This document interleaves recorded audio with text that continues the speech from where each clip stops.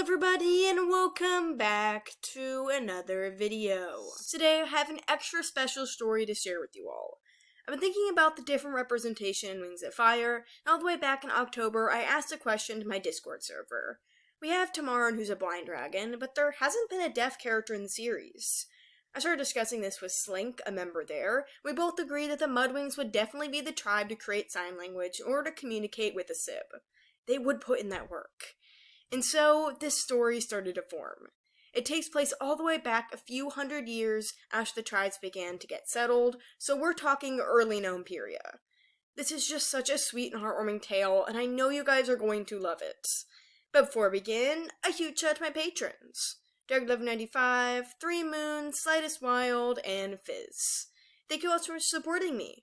Links to their social medias are in the description down below. Anyways, without further ado, let's get into the video. To Starflight. I know you just finished creating your guide about the dragons of the continents.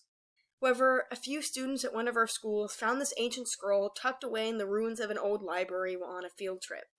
It looked to be the only copy, its pages written 3,000 or 4,000 years ago. It is too late to be put in your guide, but upon reading it, I thought I should still send it your way. Would any of your students be interested in reading it?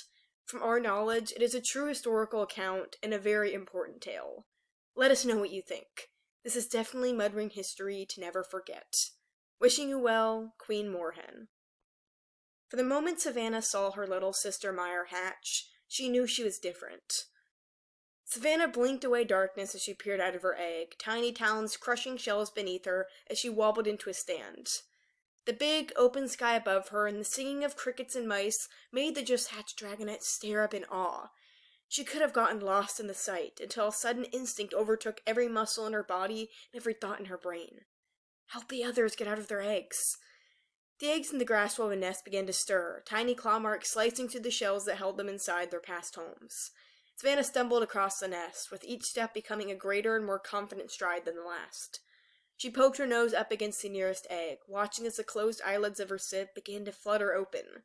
The baby inside started to wiggle, pushing at the surroundings as she saw her big wings doing.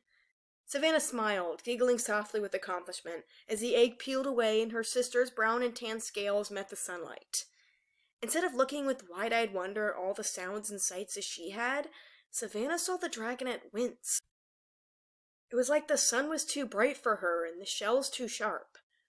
The little bigwings helped lift her baby sister out of her egg with the newfound yet natural strength, easing her talons onto the grass below.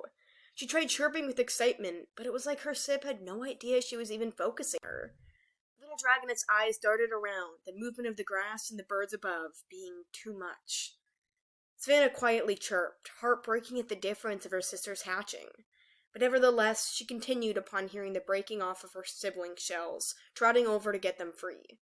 One after the other, Savannah's troop shakily and excitedly stepped out into the new world. They chirped and shouted at each other, and the bigwings watched over them with pride. My family, she thought without words. I can protect them.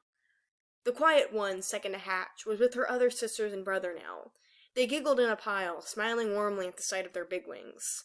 Savannah was their leader, the one they first saw when they hatched. Still, the young bigwings couldn't get her sight off of her first hatched sister, in the way she didn't sense the world like she did. Savannah embraced them all, giving extra care to the one who couldn't hear her.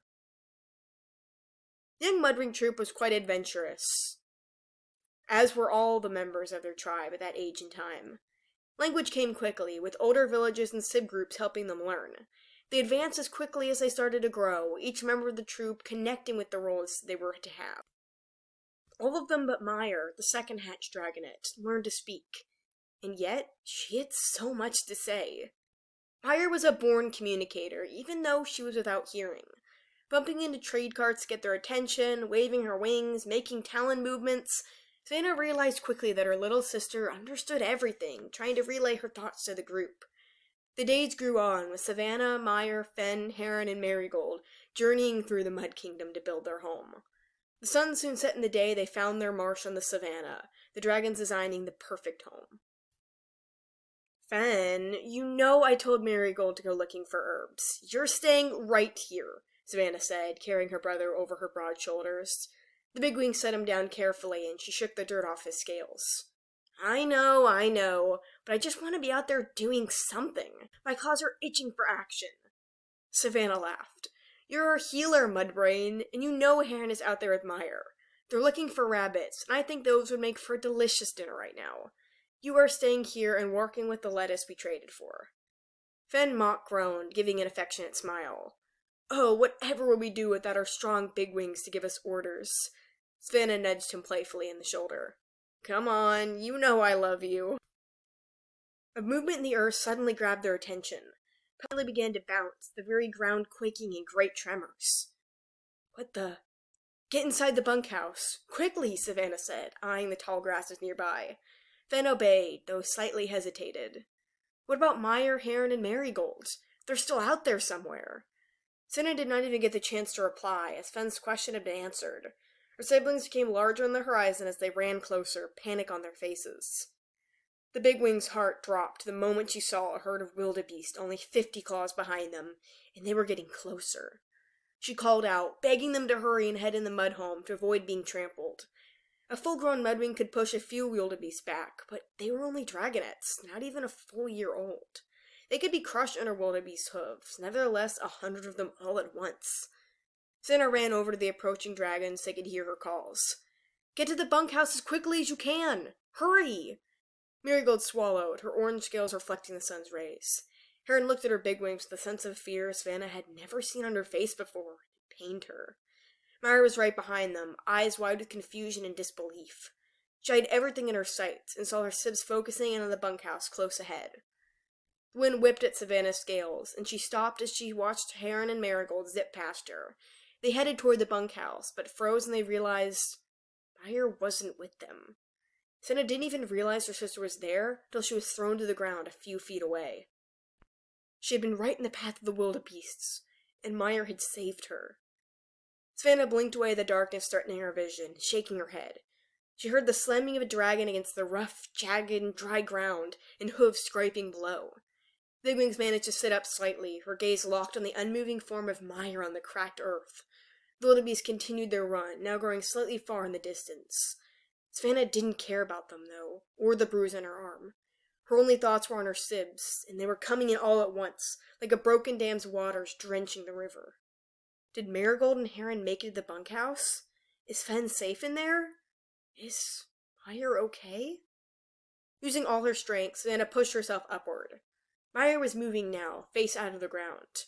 One of the wildebeest's hooves had snagged at her scales, leaving a freshly bleeding wound, but she was all right. Meyer whimpered gently, though she did not hear herself or the reassuring words of her sister. Only I could have had some way to know what she was thinking as she was running. If only there was another way for her to talk to us without words. A way she could have warned me, and I'd have known.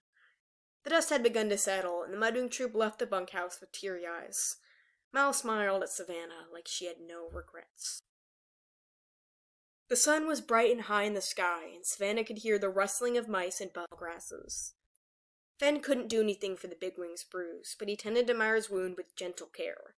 He slowly wrapped a piece of cloth around it tightly, putting pressure to stop the bleeding. It was a trick he had learned from an old healer in a far-off village, though never something he had hoped to use. Heron and Marigold quietly picked apart berries from a basket as Savannah looked on at Meyer. The dragonette was so lost in thought and feeling, and her big wings couldn't stand the silence. I wish there was a way we could talk to her. Fen, you've seen how Meyer can communicate, and she needs to get her feelings across to us. How are we supposed to know if she's happy or sad, or if she's warning us of something, like today?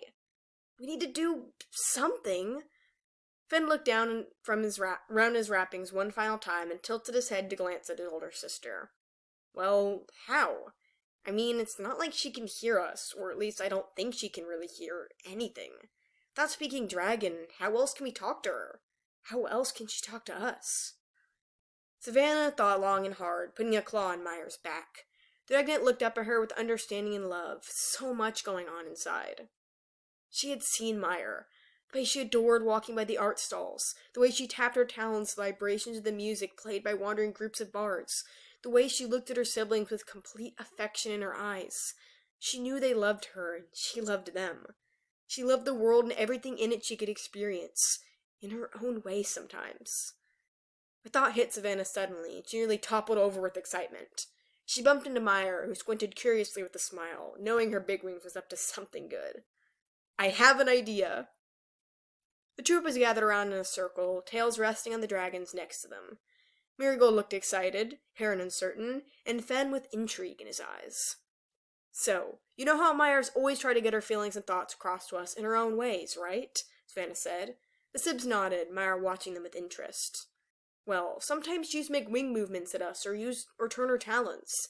It's like how we use body language to show how we're feeling. But what if they can be translated into words?" "I don't get it," Heron said. "Like, we talk to each other using body language? How will she even know what we mean?" "We use cues like that all the time, and I don't even think we notice it. Sure, we're not always bumping into objects to make sounds to get each other's attention, but it's in the way we move. What if we translated that into its own language?" "MudWings' secret code?" Fen asked, perking up. "Pretty much. Except, I'm sure there are other dragons out there like Meyer, and they might not have Sibs. We shouldn't keep it a secret, or make it a code. Language is out there to learn, and so should ours be." Marigold nodded intently. "Oh, I see. So, how are we going to start this?" The troop worked long and hard, even until the moons grew visible in the night sky. They pointed at things, made wing movements, practiced gestures with meaning, and attached them to talon and claw positions. Meyer caught on quickly, mouth wide open at the possibilities. The Sibs designed the gestures for important words and items first. Water was the double tap of a tail tip. Food was the circular motion of a dragon's pointer talon. Their progress went on longer than just that night. Every day they worked on memorizing, practicing, and developing their language.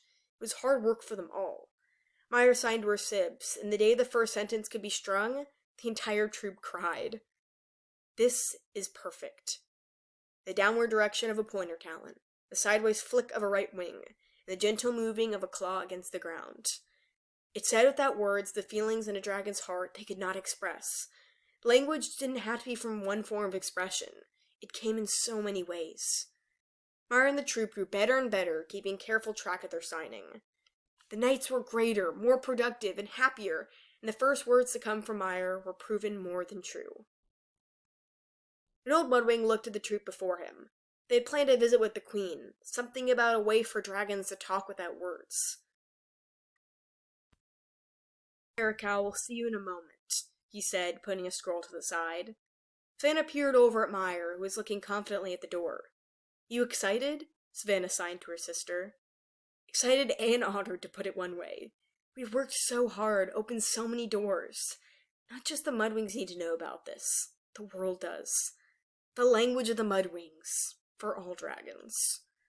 Before they knew it, Savannah, Meyer, Fen, Heron, and Marigold were standing beneath the throne of the Queen, adorned in her greatest robes of sawgrass. Queen 𝙈𝙁𝙁 bowed her head in acknowledgement at the group of MudWing Sibs, awaiting their words. To her surprise, Meyer stepped forward, motioning with her talons, tails, and wings. Savannah spoke to interpret. "What I'm saying here could change the lives of so many dragons, Your Majesty. The very love of our tribe is captured in a way far greater than the spoken. We only ask of your help to recognize and record it, so the dragons of the present and future can look upon a way to communicate." Upon leaving the throne room with scrolls and the excited Queen 𝙈𝙁𝙁 by their side, Savannah thought of Meyer's words. For all dragons. It had been many, many years since, but the first sentence Meyer ever signed stayed true in the hearts of her troop, the dragons they would share and copy their language to. This is perfect. They all knew it was. And that's pretty much it for this video. Thank you so much to everyone on my server who helped motivate me as I worked on this. I couldn't be happier with the result, and who knows, maybe there'll be more of these MudWing Sibs in the future. But what did you guys think? Let me know down below. Thank you all so much for watching, and I'll see you in the next video. Bye!